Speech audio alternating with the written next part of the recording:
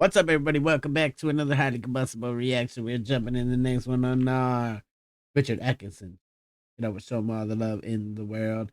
Favorite orchestral movements for big drums, timpanis, and bass drums are for. Let's jump in, check it out together. It's coming at us from Brian. He said, "Hey, Highly, I think it's time for Richard Atkinson to introduce us to some early 20th century orchestral greats.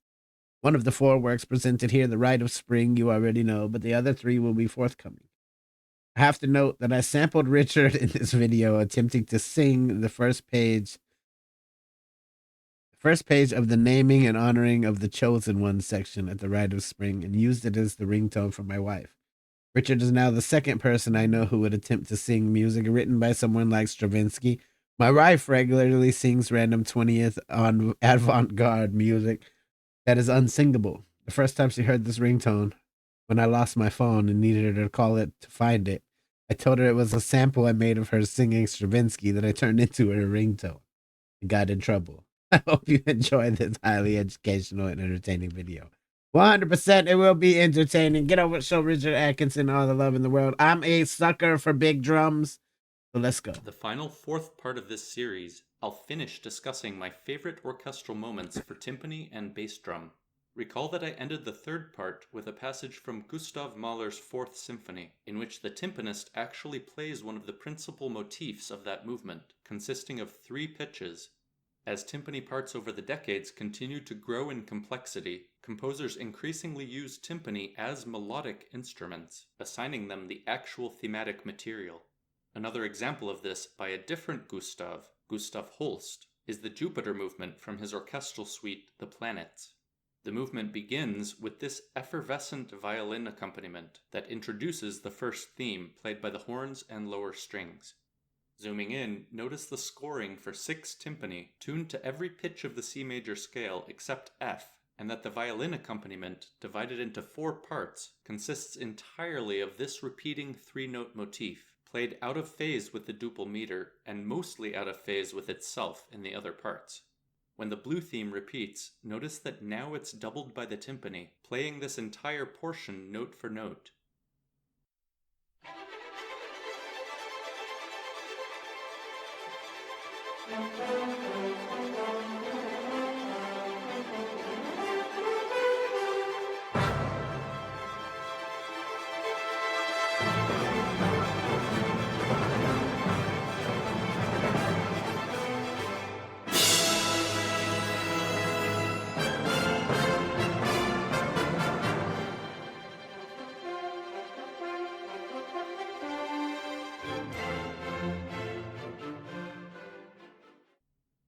I highlighted this new horn figure with the same green color from the opening because shortly after, this rhythm is combined with the intervals of that opening 3-note motif to create this new theme.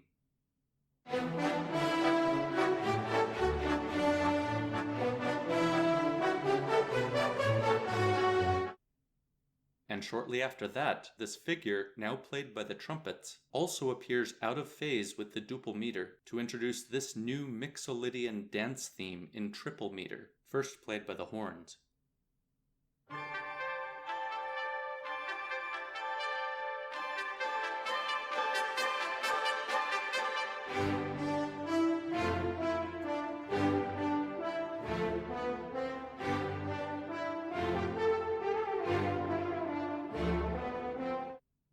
This new theme now repeats 5 more times, whipping itself into a frenzy by getting louder, faster, and more complex with each repeat. This is a common phenomenon in the traditional dance music of many cultures, and a similar but even greater example of this from orchestral music of this same decade is the finale of Stravinsky's Firebird that does the same thing with this initially slow and quiet Russian folk tune, first appearing as one of the most breathtaking horn solos in any orchestral music.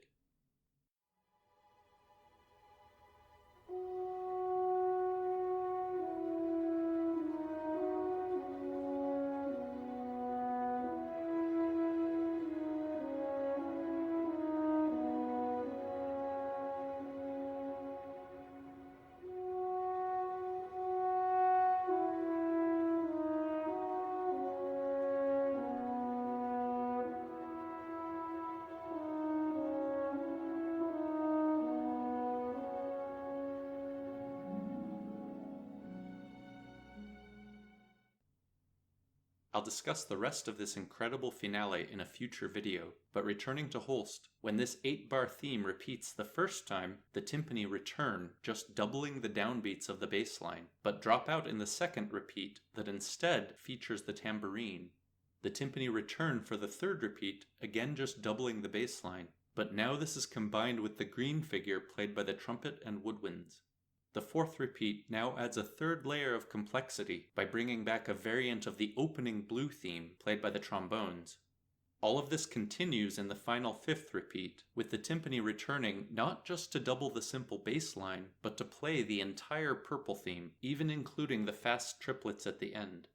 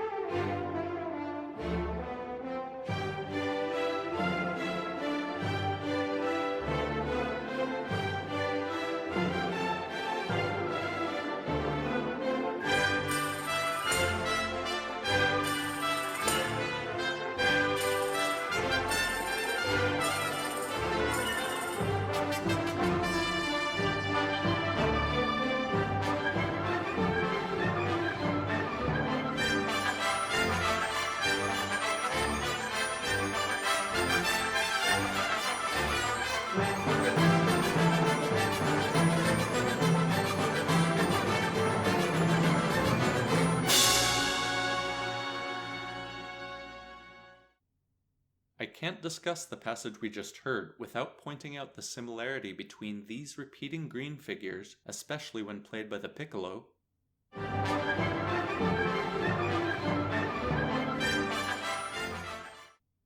and this. Though of course it's Like a lightning bolt just struck me in the brain when he said that. Holy hell. I'm telling you, Richard, he explains some things. I find it so damn fascinating. Like beyond super absorbed into it. I don't know, he's got a way of damn explaining things that makes you want to listen and pay attention. It makes you see things that maybe you didn't hear before. That's weird, right? See things that you didn't hear before. But yeah, it's so true. That's wild. and this. Though of course it's not exactly the It's same. not exact, but it's very, very reminiscent.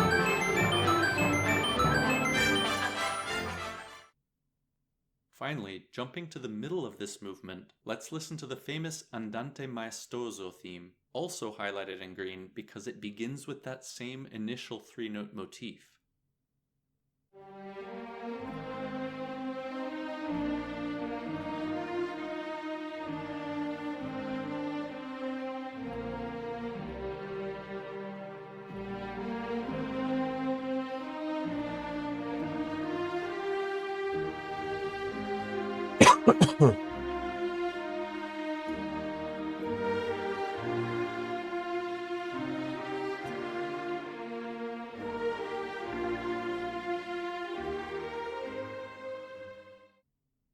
I'm including this section in this video because at the end the timpani again enter, now doubling most of this much more involved bass line.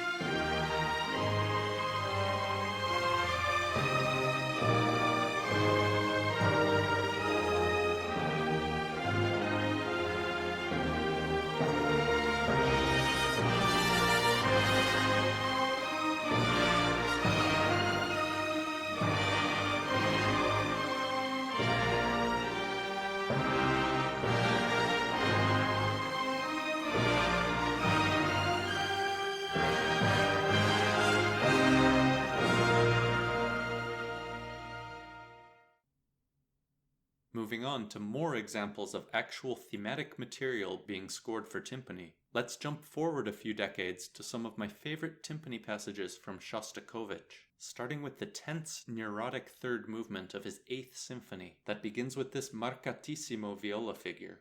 After 4 alarming sforzato chords from the lower strings, we find out that this viola figure is really the accompaniment, almost like a walking bass line, when the actual theme now enters, comprised of these disturbing, shrieking woodwind figures, accentuated at the end of their crescendos by these single staccato trumpet notes.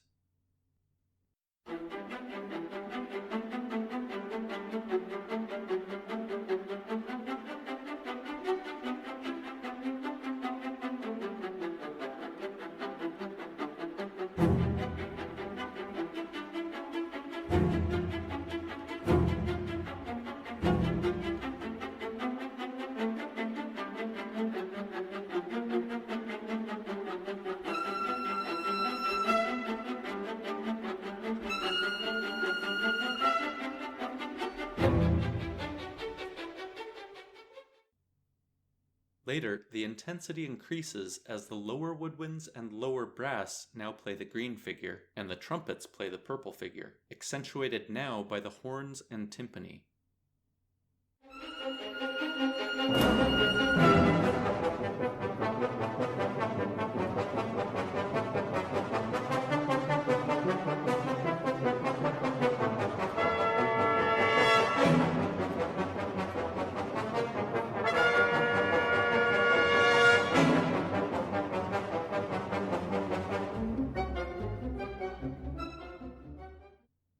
I've often wondered whether these parallel trumpet triads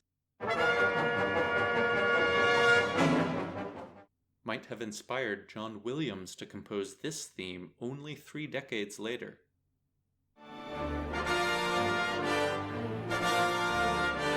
See? The fact that there's people out there that can hear that and be like, oh man, I've heard that somewhere. And then figure, that's wild. Now that he says it, it makes sense. Before, was I thinking about it? No, my brain doesn't work like that.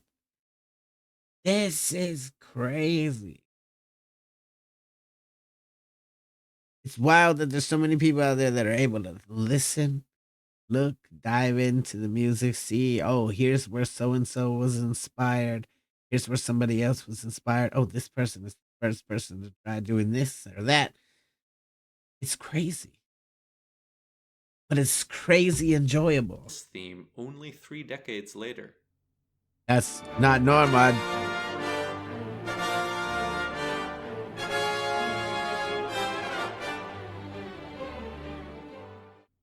And speaking of John Williams, I recently discovered this rare historic footage of him composing this Star Wars soundtrack.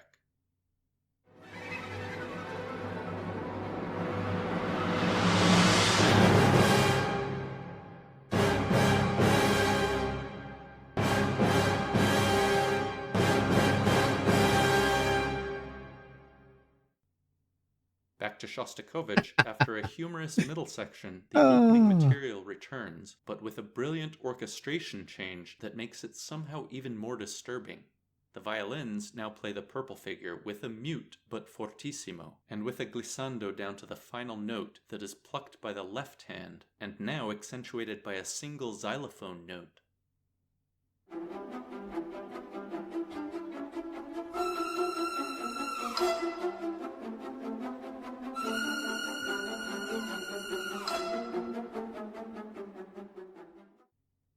A long crescendo consisting of the green figure and the alarming gray sforzato chords builds to the final terrifying climax of the movement, and the moment of interest for this video, when the timpani suddenly start playing the green figure, also muted but fortissimo like the violins from before, giving it a similarly sinister tone quality, while the entire orchestra now plays the shrieking purple figures, building to this final quadruple sforzato chord. This triple forte snare drum roll now introduces the equally intense opening of the Passacaglia fourth movement.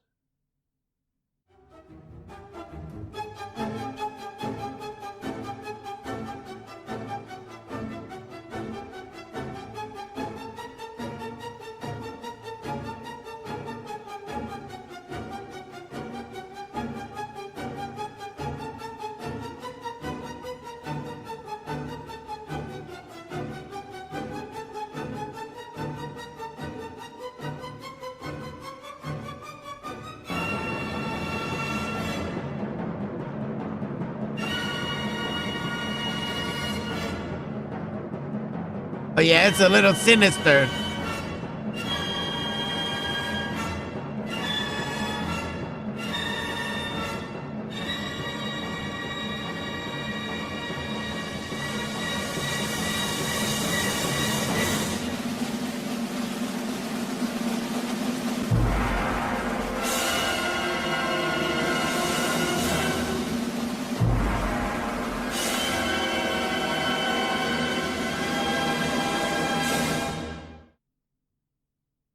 Shostakovich ended his 10th symphony, my personal favorite, with a similarly explosive timpani passage, in which they hammer out the DSCH motif, a musical cryptogram that appears in many of his compositions. Here we go with more meant to represent his own cryptograms. name, much like Bach had done with his BACH motif. Remember that in German, B means B flat, and H means B natural, so the BACH motif sounds like this.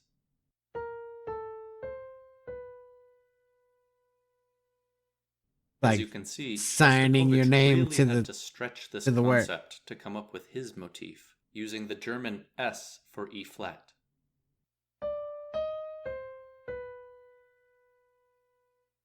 Some of you may remember my own 2018 composition based on the BACH motif, but stay tuned for my much more personal future canon based on the Chad as motif.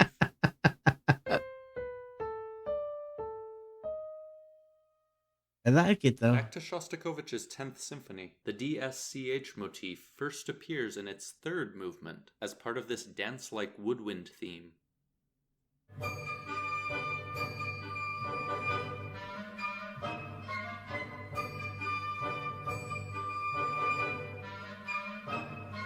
Wild. The motif pervades the rest of this movement, but is absent at first from the final fourth movement, that instead begins with two of the only cheerful, carefree ideas in the symphony. First, this one.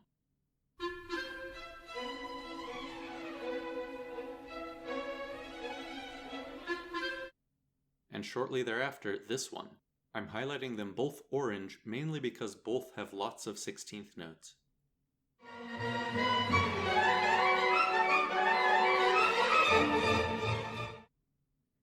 Eventually, we hear this more foreboding theme played quietly by the bassoon and lower strings, and notice that it's just a simplified variant of that first orange theme.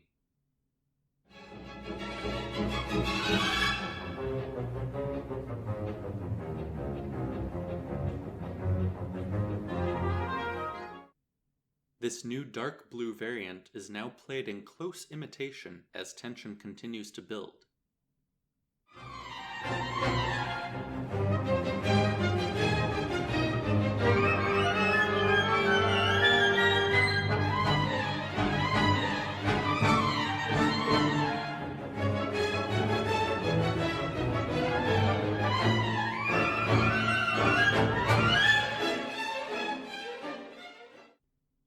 The intensity continues to grow with the brass playing the dark blue theme fortissimo. That was already but intense. Now using the octatonic scale that alternates between half steps and whole steps.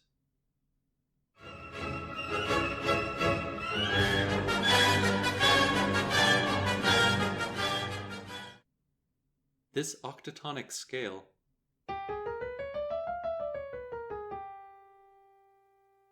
was also popular in the music of many Russian composers that preceded Shostakovich, and is sometimes called the Rimsky-Korsakov scale, but it's almost a hallmark of Shostakovich's music, and the DSCH motif fits so well into so many of his compositions because the motif itself is part of an octatonic scale. Now listen to slightly more of this intense section.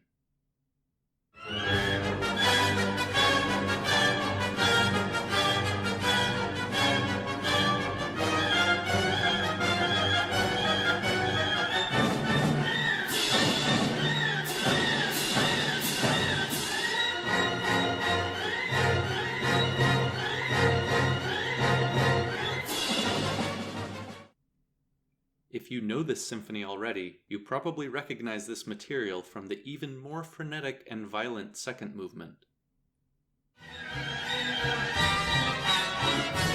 Even more violent. Just looking at the the sheet music in front of you, you can tell that that's a little violent. Just look at how much is going on. You can tell that that is a chaotic piece of the piece right there.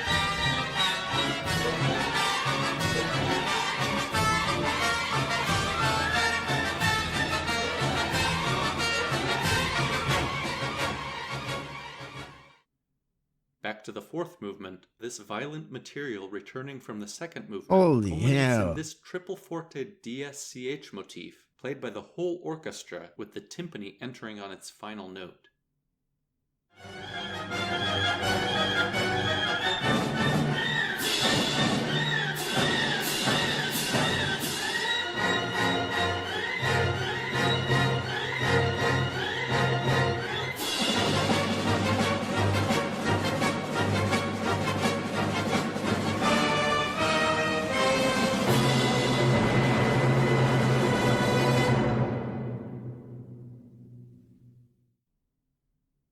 This is the first time we hear the DSCH motif in the fourth movement, and it's hard not to read into this moment when the motif vanquishes the violent material from the second movement, some sort of personal triumph over strife, whether or not you believe the controversial story in which Shostakovich revealed that the violent second movement was a musical representation of his recently deceased arch-nemesis, Joseph Stalin.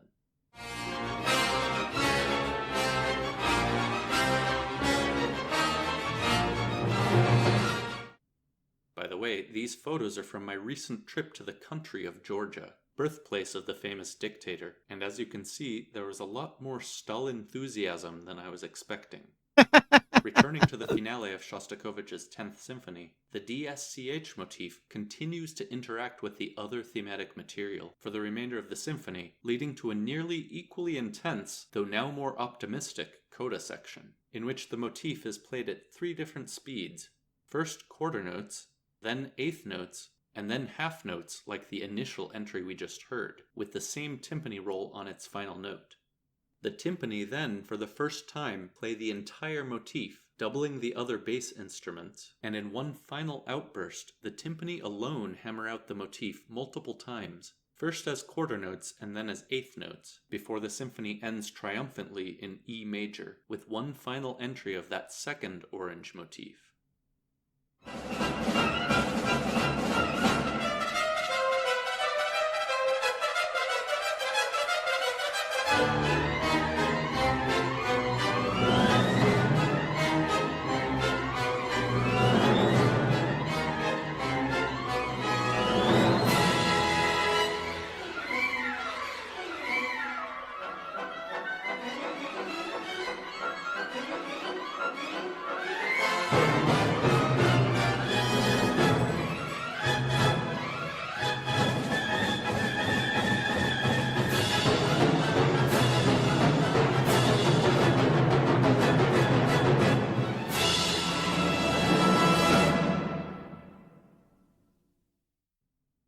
Moving on, let's return backward a few decades to one of the greatest composers for timpani, Carl Nielsen. I've already discussed many of his best timpani moments in this prior video, including, of course, the famous battle between 2 timpanists from the finale of his 4th symphony entitled The Inextinguishable. Watch that prior video for a better discussion of the thematic material and form of that movement, but in this video I'll just focus on my favorite timpani moments throughout this symphony. Notice that the immediately intense opening of the first movement already includes this prominent first timpani passage, tuned at the tritone, and that the score directs the 2 sets of timpani to be positioned opposite one another.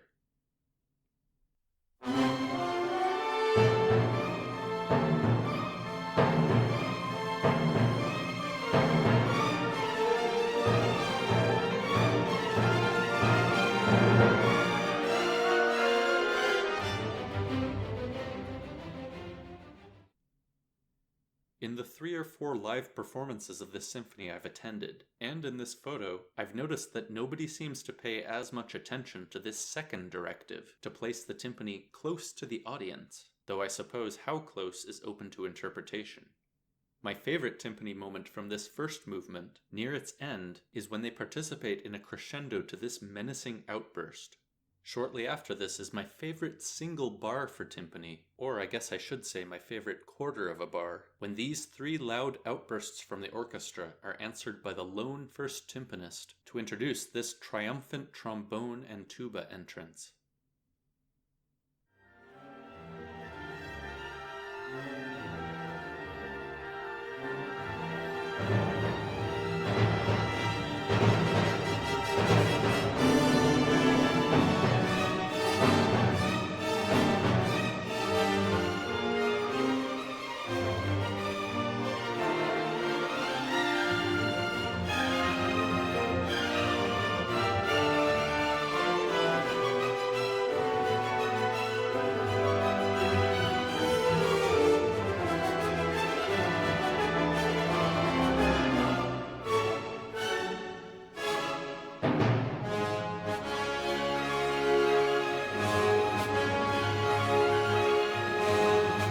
Sounds victorious. Bah, bah, bah.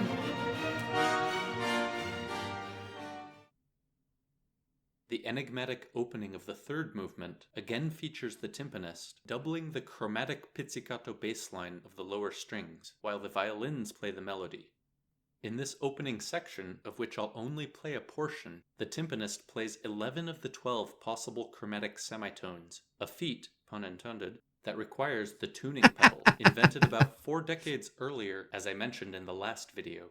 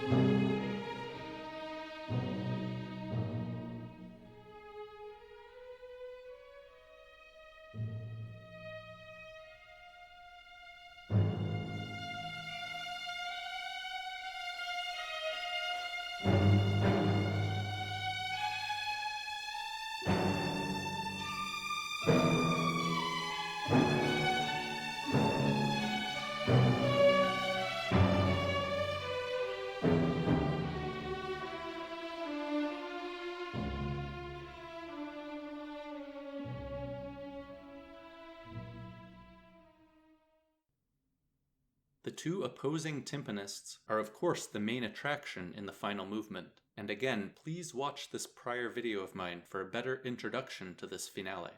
Their first big moment includes instructions that the timpani from here on, even if playing softly, should maintain a certain threatening character. This first passage has... How do you maintain a threatening character while you're playing softly?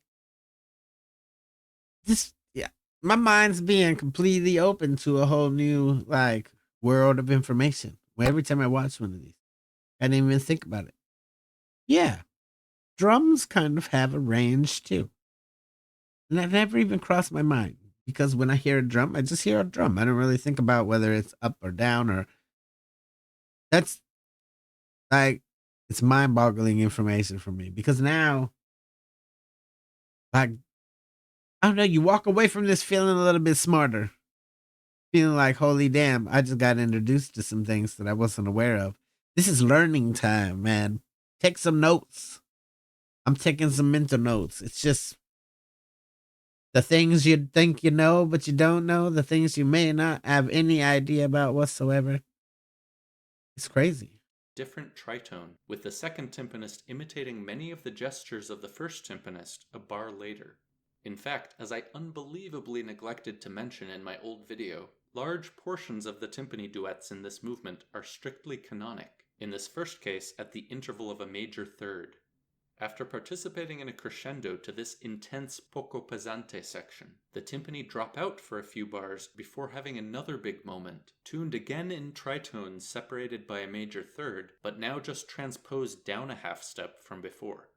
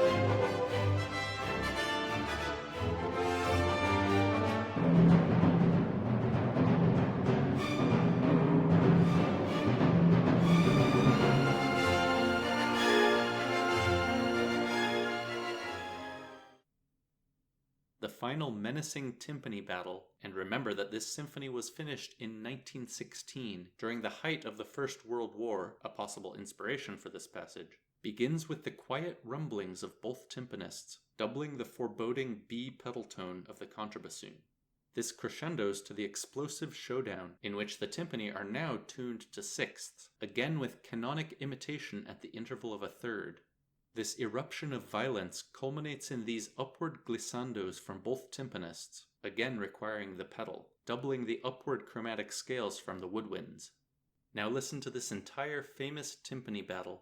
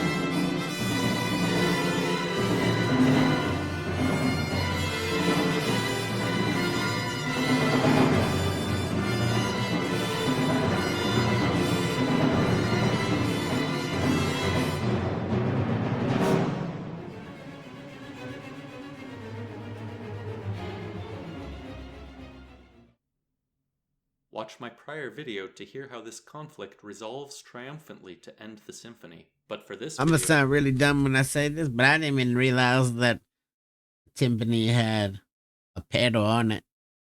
I thought the way that it sounded different was just a matter of where you struck the drum on the top and how hard you struck it. These are the things I'm talking about. We're still very, very new to the whole orchestral game, to all of these symphonies and big compositions and hour-long meditative sessions. That's what it really turns into. I learn something every single time we watch one of this man's videos. So let's skip right to the final crescendo, since it features a prominent solo for the second timpanist, while the first timpanist is playing this sustained role.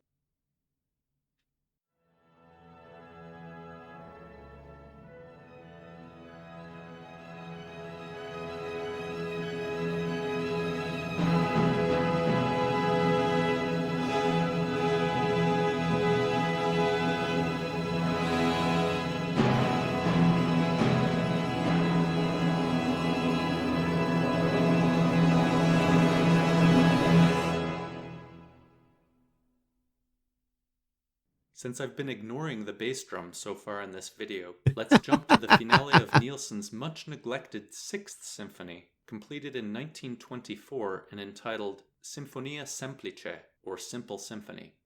This finale is a set of variations on this humorous theme first presented as an unaccompanied bassoon solo.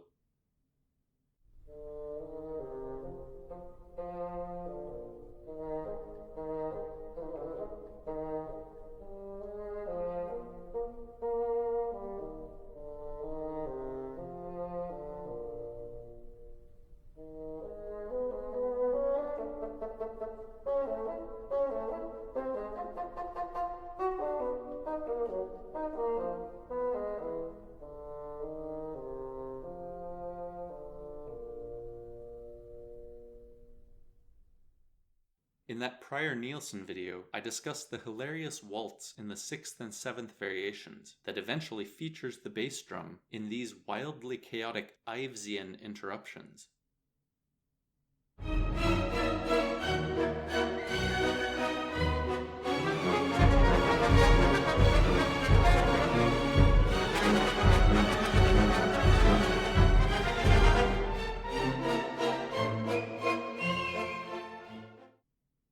For this video, let's concentrate on the equally comical ninth variation, in which the bass drum actually has a starring role. Notice the already amusing orchestration of only bass drum, bassoons, tuba, xylophone, triangle, and snare drum. Fragments of the theme are distributed among these instruments, often recognizable only by their rhythms. For example, this portion from the beginning of the theme played mainly as a bass drum solo. The xylophone enters mostly with this next portion of the original theme that consists of upward fourths, and the tuba enters mostly with the final falling triad of the original theme. After this first page, the snare drum and triangle replace the bass drum for the rhythm-only fragments, and at the very end, the bassoons finally appear to take over that tuba fragment, so the tuba itself can end the variation with this final flatulent shenanigan.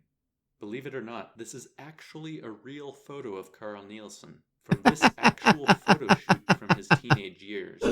As an ardent proponent of Nielsen's music, I'm ever grateful that he lived before the age of social media, since I fear he might have become an Instagram model or one of those annoying prank streamers instead of a top-tier composer. Luckily for us, he very well could listen have. to this prank variation.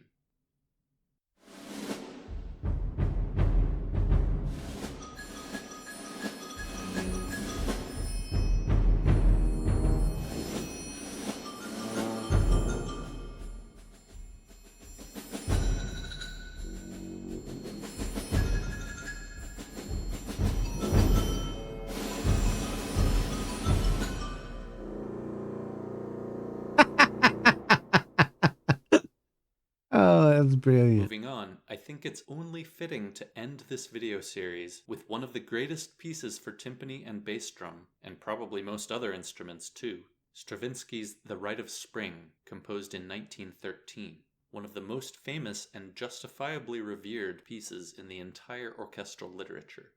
For this video, I gave myself the impossible task of choosing just 4 of my favorite timpani and bass drum moments from this masterpiece, and I intend for this to be a preview of my eventual much more thorough deep dive that I've been teasing in prior videos.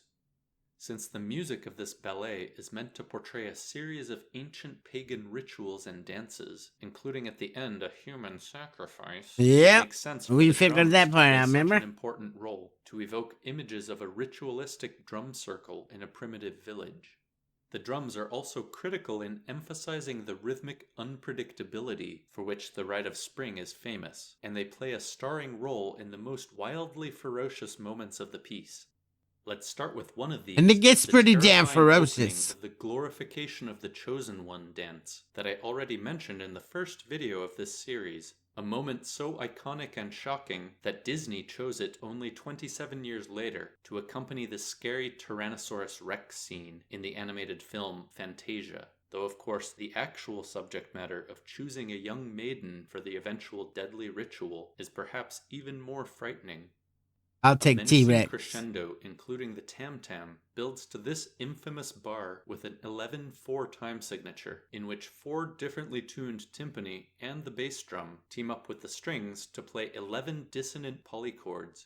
This introduces the wild first page, consisting of these upward shrieks from the flutes and piccolo, answered by these downward snarls heard mostly from the horns, and this bar of umpas, with the ums being played by the bass drum and lower strings, and the pas being played by everyone else. Rhythmic and metric unpredictability are on full display on this first page, following that bar of 11 from the last page with 2 bars of 5/8, then the umpa bar of 9/8, that feels like it has an extra at the end, since the downbeat of the next 5/8 bar is also an So this whole first page sounds a little something like this. Now That listen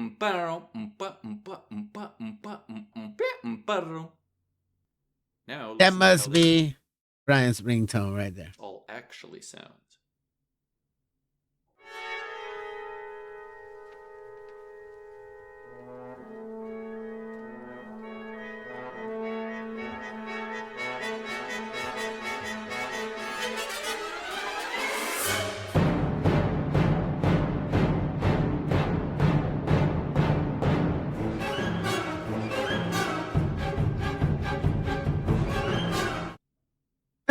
He was pretty close.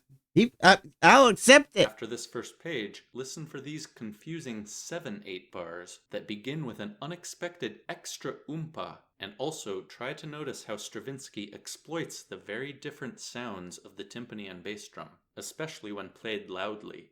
The timpani have a much more in-your-face explosive sound, but notice when the bass drum plays these 3 triple forte notes that it just sounds deeper, scarier, and more earth-shattering than if the timpani had played them. Also listen for one of the many drum circle moments I mentioned earlier, when the timpani repeat these groups of 4, even though the time signature is still 5/4.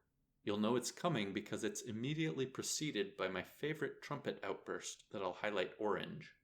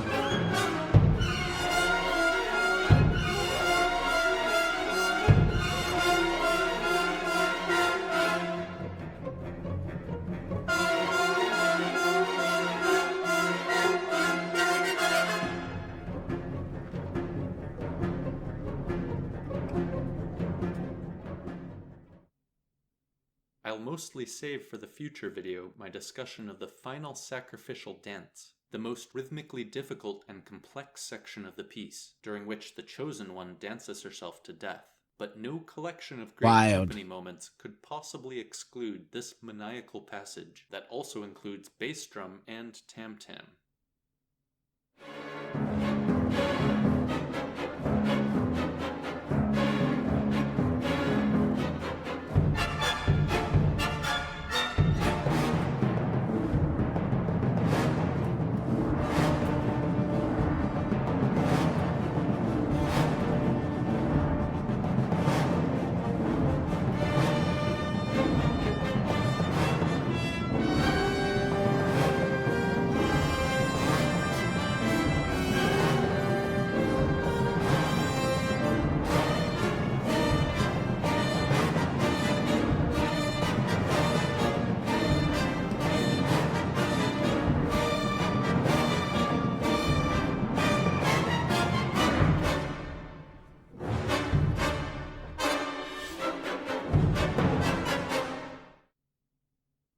Now let's jump backward to the ritual of abduction that also includes prominent timpani and bass drum parts.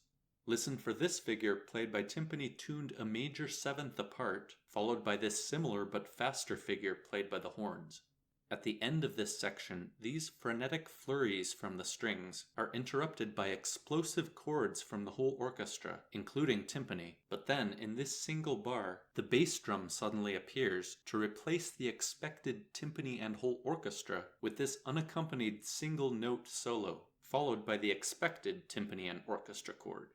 Believe it or not, this single bar is what originally inspired this entire video series, since it's such a perfect demonstration of the sound of the bass drum followed immediately by the sound of the timpani. Now listen to this whole section.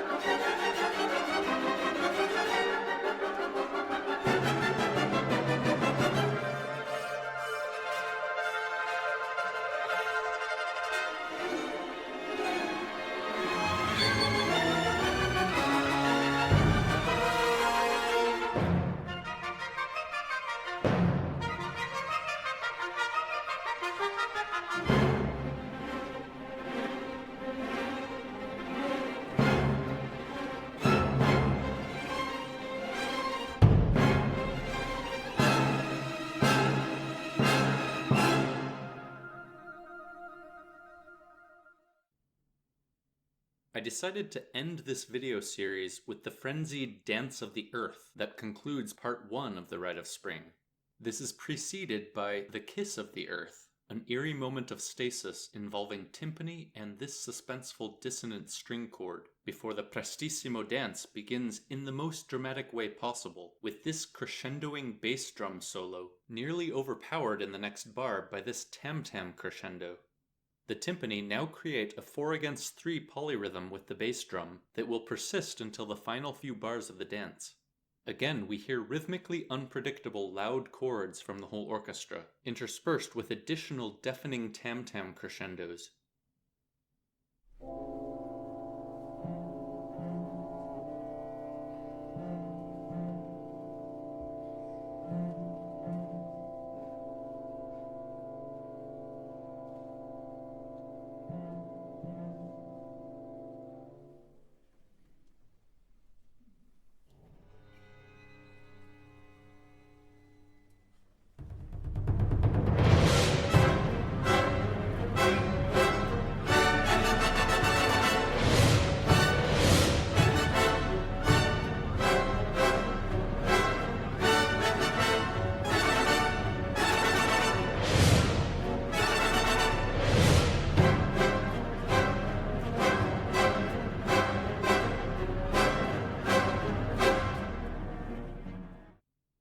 After the subito piano we just heard, the remainder of the dance is one giant crescendo that adds layer upon layer, becoming increasingly feverish and energetic. First, listen for these upward whole tone scales played by the bass clarinets, fragments of which we've already been hearing, doubled by a 16th note cello version that matches the rhythm of the timpani. The rhythm of the bass drum is matched by the horns playing fragments of a theme that will become much more prominent later in the piece.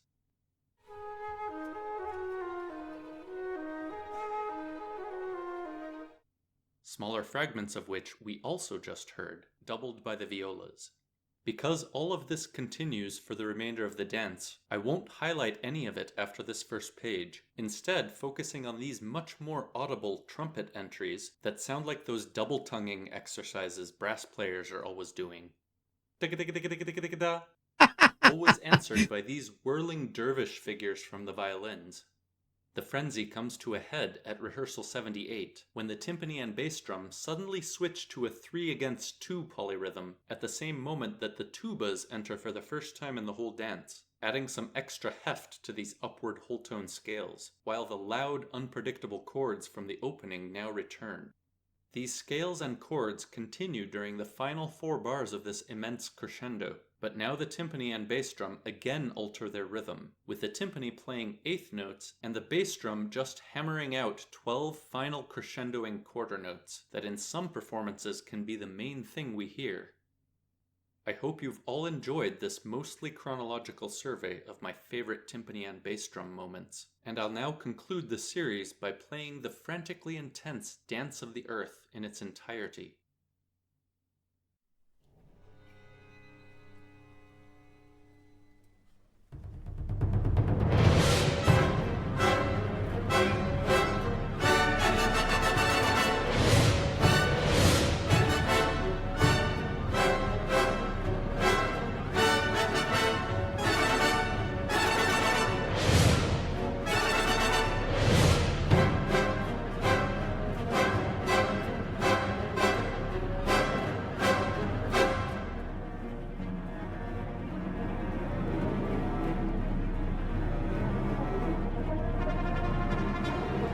It does. It does sound like practicing.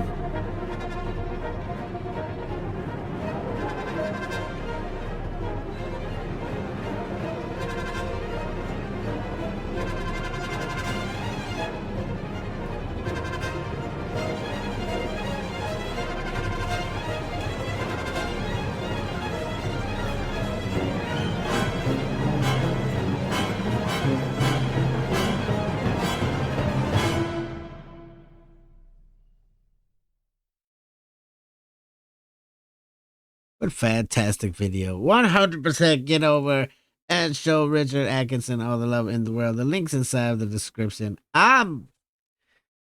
I'm satisfied. Like I've got my fill of knowledge for the day. We actually did learn a lot from a single video. There was some hidden humor in there that is absolutely like welcome. I appreciate the smiles. He's right. It did sound like the little practice. I used to have some friends in the band before, and they used to do some things like that, little mouth exercises, vocal exercises, and yeah, it sounded exactly like that. There's a whole bunch. Oh no, I feel like you could glean so much wisdom off of Richard if we were his neighbor. I feel like we would be talking all of the time. Get over, show him all the love in the world if you haven't done so already. If you enjoyed it, if you learned something today, go show the love. Shout out to Brian for the request. Hit the like button if you liked it. The dislike button, but it won't believe you. Tell the next one of my Combustible. You guys be happy, healthy, safe. I love you to the moon and back. Peace.